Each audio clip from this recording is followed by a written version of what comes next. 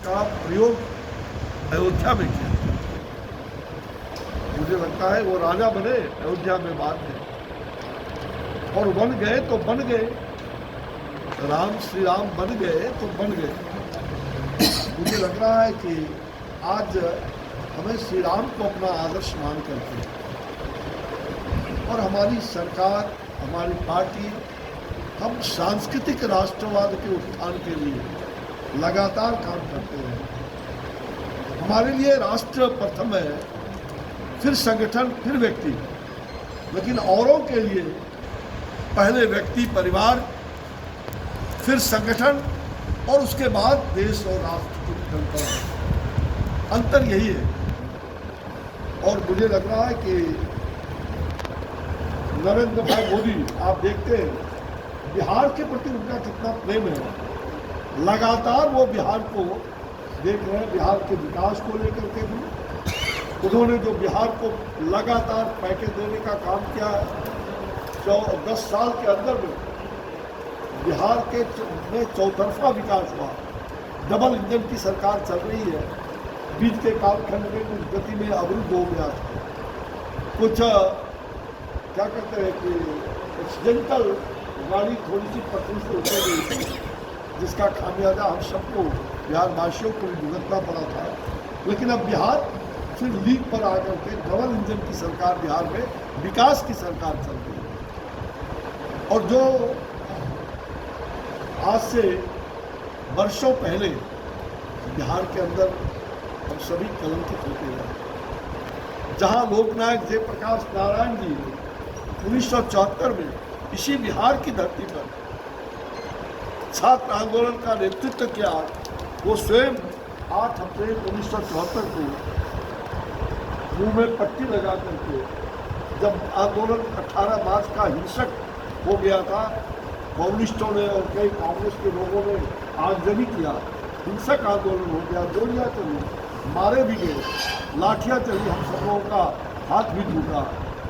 मुझे याद है उसी आंदोलन के बाद जेपी को बनाया गया और जेपी ने खंडन किया था उस आंदोलन के हिंसात्मक गतिविधि को। फिर जेपी आते हैं और 8 अप्रैल 1974, ठीक 50 साल अभी हो रहे हैं, और स्वर्ण जयंती समारोह हमने बनाने का निश्चय किया। मैं 8 अप्रैल 1974 का, उस समय में 22 साल का था, उस समय जेपी 72 साल में थे, और आज मैं भी 72 साल में प्रवेश कर गया। मुझे लग रहा है कि जेपी का जो सपना था, छात्र आंदोलन को जन आंदोलन बना करके जो संपूर्ण क्रांति का उन्होंने नारा दिया था, सत्ता परिवर्तन नहीं बल्कि व्यवस्था परिवर्तन की जो बात कही, सत्ता ना हो भ्रष्टाचारी, हम पर भी है जिम्मेवारी। यह जो लोकतंत्र के शक्ति को मजबूत करने के लिए, हमारी लोकतांत्रिक शक्ति मजबूत हो, जिस लोकतंत्र की दुहाई बार बार देते हैं, इसी सिवान सारण के डॉक्टर राजेंद्र प्रसाद जी, जो भारत के प्रथम राष्ट्रपति हुए, और उनकी अध्यक्षता में भारत का संविधान बना।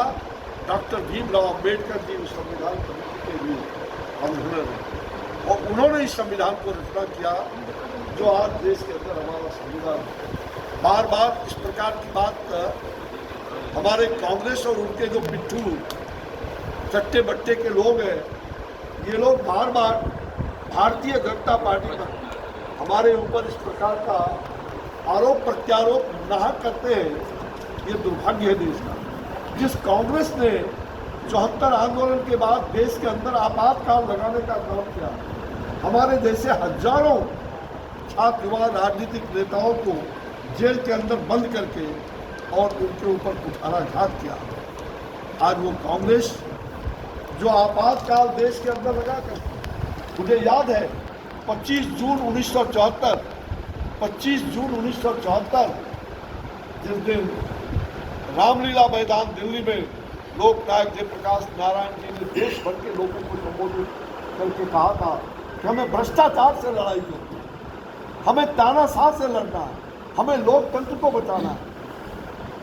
और उसने लोकतांत्रिक शक्ति को, उनके मूल्यों को जो क्षरण हो रहा था, उन्होंने कहा था, हिंदू तुम सावधान हो जाओ, तुम तानाशाह बन रही हो। और ठीक उसी रात में 2 बजे रात में इमरजेंसी ला दी गई देश के अंदर, आपातकाल लागू किया गया और सारी धज्जियां उड़ाई गई। प्रेस जो चौथे स्तंभ है लोकतंत्र के, उनकी कलम बंद कर दी गई। सारे प्रेस मीडिया सब पर पाबंदी लगाई गई और लोकतंत्र का गला घोटा गया। ये है काले अध्याय कांग्रेस का। ये कांग्रेस किस मुंह से कहता है लोकतंत्र की बात करना? उनके मुंह से जिन्होंने इमरजेंसी में सारे संविधान को भी बदलने का काम किया। ऐसे कांग्रेस के लोगों को और उनके जो चट्टे बट्टे के लोग हैं, ये लोकतंत्र की दुहाई देते हैं। हंसी आती है। दूसरी बात, इन्होंने आरक्षण की बात की। ये बराबर दिग्भ्रमित करने के लिए लगे रहते हैं लोगों में, क्योंकि इनका बाजार तो बंद हो गया है। ये ठगे लोग हैं, ठगी लोग चार मिलकर के ये बाजार चलाना चाह रहे हैं, ठगों का बाजार। इसमें सगों को ठगा, वो अब जनता को ठगने का षड्यंत्र कर रहे हैं। मुझे लगता है कि ठगों को जनता पहचानती है। आज़ादी के 76 सालों में कांग्रेस ने इस देश को लूटने का काम किया, देश के डेमोक्रेसी के साथ खिलवाड़ किया। देश में जिस प्रकार से लोगों के आरक्षण की बात कही गई थी,